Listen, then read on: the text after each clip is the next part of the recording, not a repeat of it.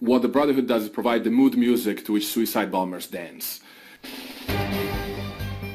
Standing Committee on National Security and Defense, look at terrorist threats. Joining us in our panel is Dr. Lorenzo Vedino. I was asked today to speak about two subjects, counter-radicalization or CVE, countering violent extremism, and the second part is more about the Muslim Brotherhood in the West. Generally speaking, European intelligence agencies have a very, very negative view of the Brotherhood. Let me read to you a couple of quotes. This is from the Dutch. I have German, Belgian, they all pretty much say the same. It says, and this is from the AIVD, which is Dutch, and it's the equivalent of CSIS, Dutch intelligence agencies.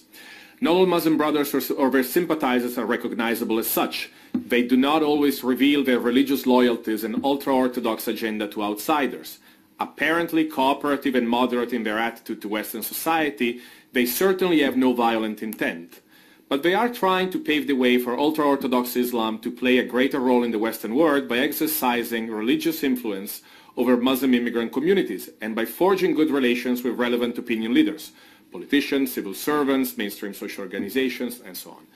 This policy of engagement has been more noticeable in recent years and might possibly herald a certain liberalization of the movement's ideas. It presents itself as a widely supported advocate and legitimate representative of the Islamic community. But the ultimate aim, although never stated openly, is to create, then implant and expand an ultra-Orthodox Muslim bloc inside Western Europe. It's a very negative assessment. This, you know, it sounds something that you could read in a right-wing blog. It's a Dutch intelligence agency, one of the most liberal and tolerant countries in Europe. I can read you the Belgian, the German, the French, the Danish, same thing. Italian would be basically the same analysis. That's the assessment from intelligence agencies.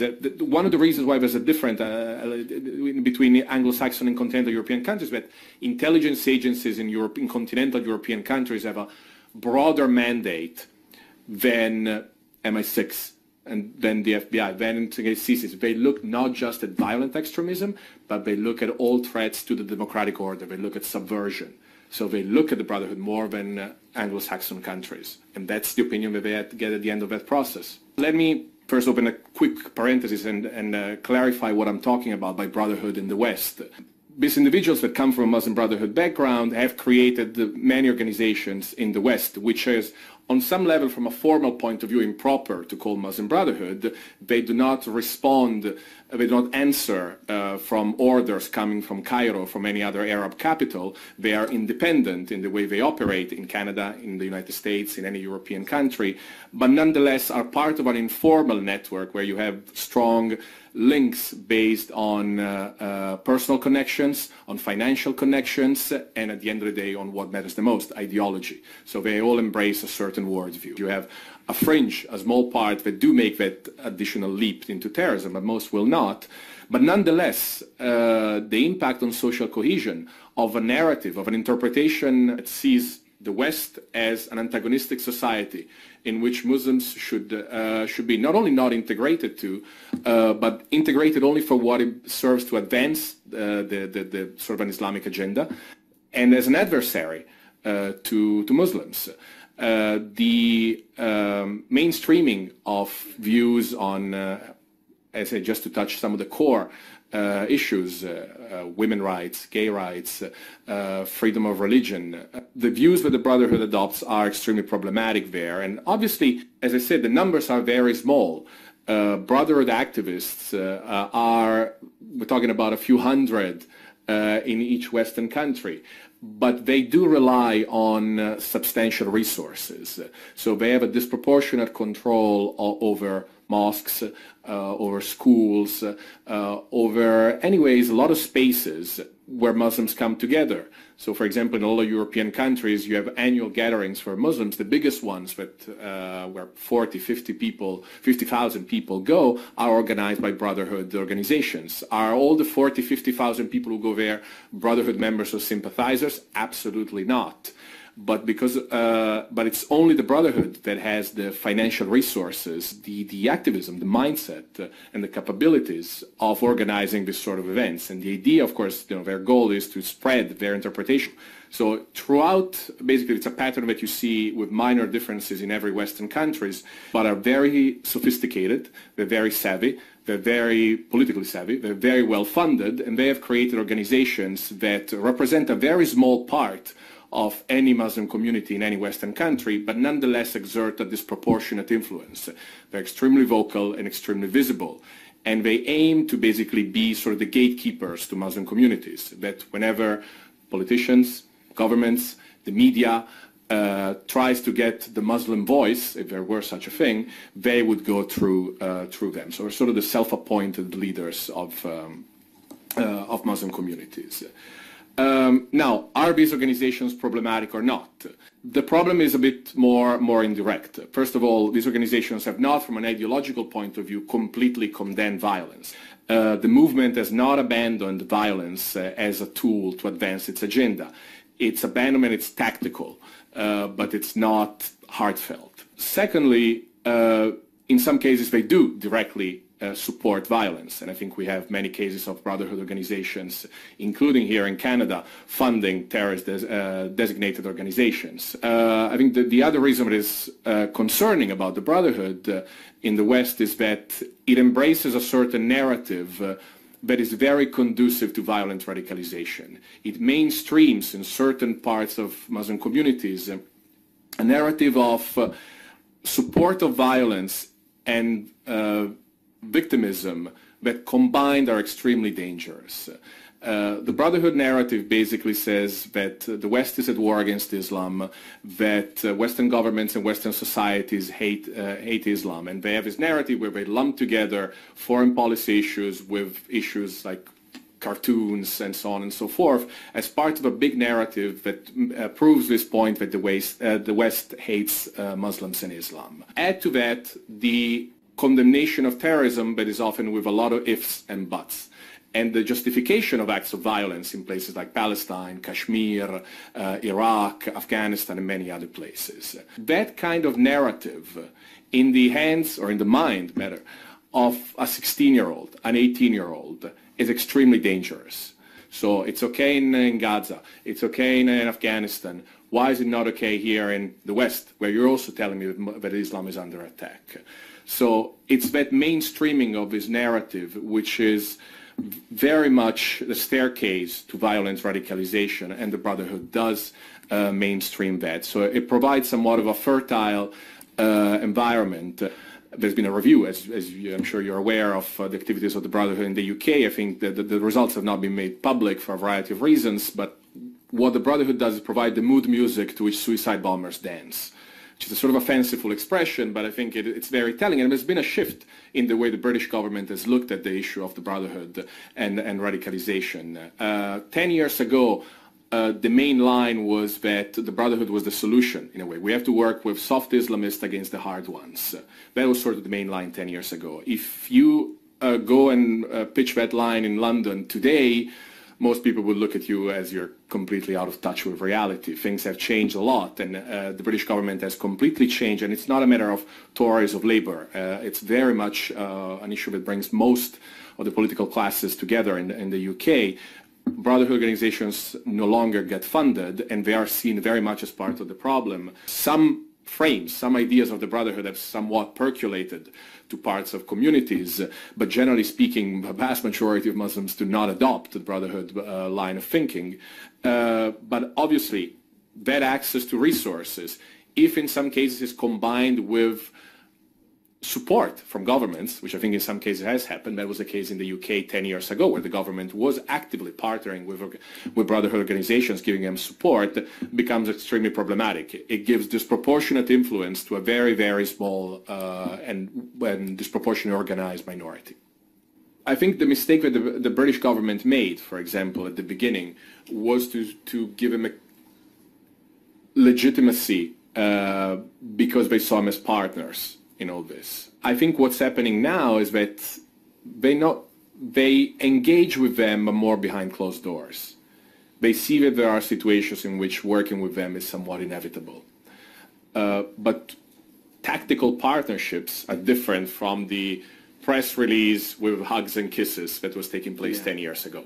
What exactly does the Muslim Brotherhood believe in? What is their ideology? Okay. There's a core, of course, with different goals, obviously. I think the general idea is they do see Islam as a comprehensive system of life that shapes all aspects of private and public life. Gradualism is a big part of the Brotherhood belief, is that first the idea is to create the perfect Muslim individual, then Muslim family, then Muslim society, then Muslim state, and so on.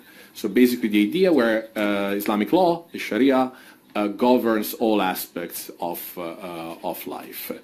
One is to spread their interpretation of Islam, but I said it's more about politics than religion, really. It's I find Islamism as a political ideology. The second is basically to become the gatekeepers, as I was saying earlier, to Muslim communities for all Western interlocutors, basically, and that second goal reinforces the first. And the third is to do like any other lobbying group, is to influence policy. Can you elaborate more on your comments about victimization narrative? It's common to any kind of extremist ideology. The first part of any ideology is to tell its followers that they are under attack, they're being victimized, if there's a conspiracy against them. That's how they put it. As I said, they put together all kinds of issues, whether it's big geopolitical issues, to local dynamics, to issues of Islamophobia that do exist, undeniably. Nobody's saying that as any narrative, it has to have at least some grounding in reality. But obviously, the ability of the Brotherhood is to exploit, magnify issues that do exist, and weave them into this very conspiratorial and negative narrative. Who are the Muslim Brotherhood organizations in Canada, if you know? It's somewhat more informal. What you have is organizations that are created by individuals who have personal ties to different branches of the Brotherhood back in the Middle East, and who have personal, financial, organizational, and ideological ties to the movement. So Muslim Association of Canada would be the first name that comes to mind. Clear links there. What used to be called CARE Canada. Same thing. Charities like Islamic Relief, Irfan, of course, is gone, but it was part of that. If you look at these 8-10 organizations, you basically see that it's always kind of the same people that are involved in them, and that's kind of the milieu. The title of my book is The New Muslim Brotherhood in the West, because in a way it's the Brotherhood 2.0. They're not, part of a pyramid with Cairo on top, but they have the same worldview and the same MO as the Brotherhood. Some countries have actually designated them as a terrorist organization. Do you agree with that, and do you think that that's the way Canada should go? Yeah, a few countries have. It's complicated. I think it has to do a lot with legal systems. And I'm no expert on Canadian, what the requirements are under Canadian law for designation. For some branches, the case is pretty clear. For the spin-offs in the West, I think it's on a case-to-case basis. The British approach, what I mentioned briefly earlier, is interesting. I think they came to the conclusion that it cannot be done legally, and it could actually be quite problematic, it would probably, from a PR point of view, be very problematic. It would definitely trigger a battle in courts. So they weighed the pros and cons, and I think they said that the cons outweigh the pros. Nonetheless, they opted of making their life very difficult, of having a clear understanding throughout government that they are part of the problem, not part of the solution. So no support, but also using what I would argue is the Al Capone, as an Italian, I always like the analogy, the Al Capone law enforcement approach. We cannot put you, we cannot designate you, we cannot prosecute you for terrorism-related matters, but I bet you that you have problems when you pay your taxes, or that a lot of our financial activities are not exactly above board. I'd like to hear what you think about the effectiveness of European counter-radicalization efforts? The big kind of programs which were funded at the beginning, 2005, 2006, they almost look like social engineering programs, big integration initiatives, interfaith. There's less enthusiasm, as I said in my presentation. They're very expensive. They are built on the idea that lack of integration produces radicalization, and I think that idea is challenged by a lot of people. It doesn't necessarily make a lot of sense. The focus has shifted on programs that are cheaper, smaller, which are the one-on-one interventions. Enthusiasm on that because the results are relatively good, and CVE programs are the only alternative to just doing nothing about it because of lack of legal recourses. I credit the UK landslide for the Conservatives for their Homeland Secretary, Theresa May, who has been working for years on this problem. They believed in integration in the beginning and in outreach, but have now decided, as you said, to take the tougher approach. But my question is in a different vein, and I wondered if, from your experience in the UK, you might advise Canada on better managing alleged radical spiritual leaders who are coming here. Do you see a problem for that here in Canada, and how would you advise us to address it? It's a problem that is common to all countries. Obviously, the influx of more or less radical individuals who come here and promote certain views. I think in a lot of countries, the approach has been that certain individuals that clearly espouse radical views should not be allowed in the country. It's a very delicate choice to be made on a case-by-case basis. I think on even those individuals that would be allowed, I think we go back to the no platform, no tolerance. Legal tolerance is not does not equal civic tolerance. So if certain individual does come into the country and maybe goes to a certain university to speak, maybe there is something to put in pressure on that university and telling them, well, as much as we understand that universities should be bastions of free speech, they should also be places where certain kind of hatred should not be tolerated. Then if they decide to go ahead and do it anyways, okay, so be it. But attention to the problem and framing it in the right way. I think in many cases it's not about what some of these individuals say when it comes to foreign policy, but it's the things that they say on, go back to the issues that should be dear to everybody. Women's rights, gay rights, freedom of religion, these core issues. And generally, when you're going to see very hardcore views on foreign policy, you're going to have, those views are going to be matched by very radical views on those issues. And I think there should be little tolerance for that. What the Brotherhood does is provide the mood music to which